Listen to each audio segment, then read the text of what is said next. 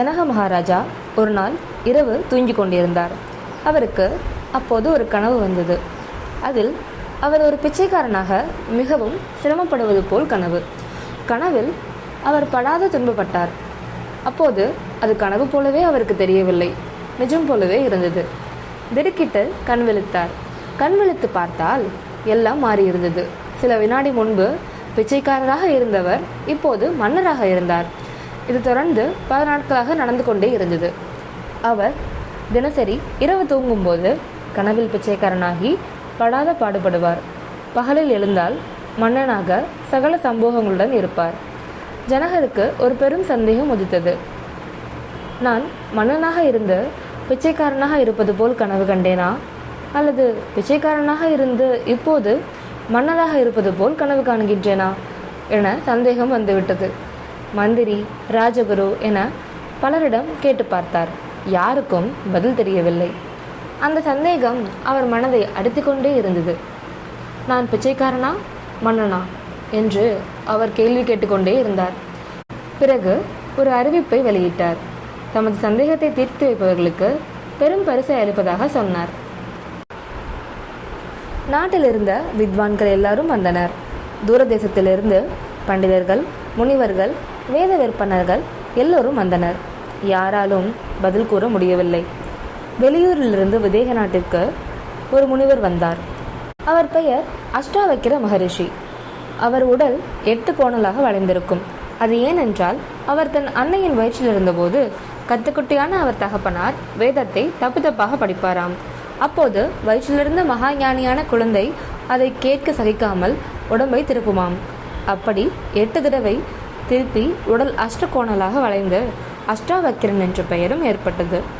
ஜனகரின் கேள்வியை அறிந்த அஷ்டாவக்கிர மகரிஷி ஜனகரின் அவைக்கு சென்றார். பண்டிதர்களின் பெருங்கூட்டம் அவையில் இருந்தது. யாருக்கும் பதில் தெரியவில்லை. என் கேள்விக்கு பதில் சொல்ல ஆளே இல்லையா என ஜனகர் வேதனையுடன் கேட்டார். நான் சொல்கிறேன் என்றார் அஷ்டாவக்கிரர். அரசவை முழுக்க அவரை திரும்பி பார்த்தது. அவரை பார்த்த மறு வினாடியே பண்டிதர்கள் சிரிக்க துவங்கிவிட்டனர். குள்ளமாக, கருப்பாக, என் கோணலாக வளைந்த உடலை வைத்துக்கொண்டு ஒருவர் சபைக்கு வந்தால் எப்படி இருக்கும்? அனைவரும் விழுந்து விழுந்து சிரித்தார்கள். சிறுபொலி அடங்கும் வரை அஷ்டாவக்கிரர் மௌனமாக நின்றார். என் கேள்விக்கு பதில் தெரிந்தால் சொல்லுங்கள் என்று ஜனகர் ஆவலுடன் கேட்டார். சொல்கிறேன்.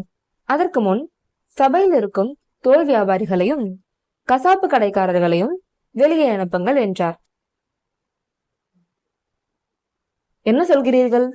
இது பண்டிதர்களின் சபை. இங்கு எந்த கசாப்பு கடைக்காரரும் தோல் வியாபாரியும் இல்லை என்றார் ஜனகர். இங்கு பண்டிதன் என யாரும் இல்லை. இங்கிருப்போர் அனைவரும் கசாப்பு கடைக்காரர்களும் தோல் வியாபாரிகளும் தான் என்றார் அஷ்டாவக்கிரர். சபை முழுக்க கொதித்தெழுந்தது. என்ன திமிர் இந்த குரங்கனுக்கு என்று சத்தமிட்டார் ராஜகுரு. வேதம் கற்ற பண்டிதர்களை இழிவுபடுத்திய இவனை கழுவிலேற்றுங்கள் என்று அனைவரும் கூச்சலிட்டனர். ஏன் அப்படி சொன்னீர்கள் என்று பரிவுடன் கேட்டார் ஜனகர். கற்றறிந்த பண்டிதர்களை கசாப்பு கடைக்காரன் என்று சொல்லலாமா என்று கேட்டார். உரத்த குரலில் அஷ்டாவக்கிரர் பதில் சொன்னார். ஓ மன்னா, உன் கேள்விக்கு பதில் நான் சொல்கிறேன் என்று சொன்னேன். சபை முழுக்க என்னை பார்த்து சிரித்தது. ஏன் சிரித்தார்கள்? என் குறைவான ஞானத்தை கண்டு சிரித்தார்களா? நான் தவறாக சொன்ன விளக்கத்தை கண்டு சிரித்தார்களா? இல்லை, இது எதை கண்டும் அவர்கள் சிரிக்கவில்லை. என் உருவத்தை பார்த்து சிரித்தார்கள். என் தோலின் நிறத்தை வைத்து, என் உடலின் உருவத்தை வைத்து இவர்கள் என்னை, என் அறிவை மதிப்பிட்டார்கள். என் தோலை வைத்து என் மதிப்பை நிர்ணயிக்கும் இவர்கள் தோல் வியாபாரிகள் தானே. தோல் வியாபாரிதான் தோலின் நிறத்தை வைத்து ஆட்டுத்தோலுக்கு விலை போடுவான். கசாப்பு கடைக்காரன் தான் ஆட்டின் உருவத்தை வைத்து ஆட்டுக்கு மதிப்பு போடுவான். இவர்களும் என்னை அப்படித்தான் மதிப்பிட்டார்கள். அதனால்தான் இவர்களை தோல் வியாபாரி என்றேன். பண்டிதர்கள் இருக்க வேண்டிய சபையில் தோல் வியாபாரிகளுக்கு என்ன வேலை? அதனால்தான் இவர்களை வெளியே போக சொன்னேன் என்றார் அஷ்டாவக்கிரர். அவமானமடைந்த பண்டிதர்கள் தலை குனிந்து சபையை விட்டு வெளியேறினார்கள். வந்தவர் மகா ஞானி என ஜனகரும் அறிந்தார். மகா பணிவுடன் அவர் காலடியில் அமர்ந்து தன் சந்தேகத்துக்கு விடை கேட்டு தெரிந்து கொண்டார். ஜனகரின் சந்தேகம் தீர்த்த மகரிஷியின் விளக்கம் என்ன? தூங்கினப்போ கண்டதும் கனவுதான். இப்போ நீ வாழும் வாழ்வும் கனவுதான். உன்னோட ராஜ வாழ்வும் பிச்சைக்கார வாழ்வும் ரெண்டும் உண்மை இல்ல. ராஜாவா இருக்கிறப்ப சந்தோஷப்படாத. தூங்குறப்ப அந்த சந்தோஷம் போயிடும். பிச்சைக்காரனா இருக்கிறப்ப வருத்தப்படாத. முழிச்சா அந்த வருத்தம் மறைஞ்சிடும். ரெண்டு நிலையிலும் ஒரே மாதிரி இருக்க கத்துக்க என்றார்.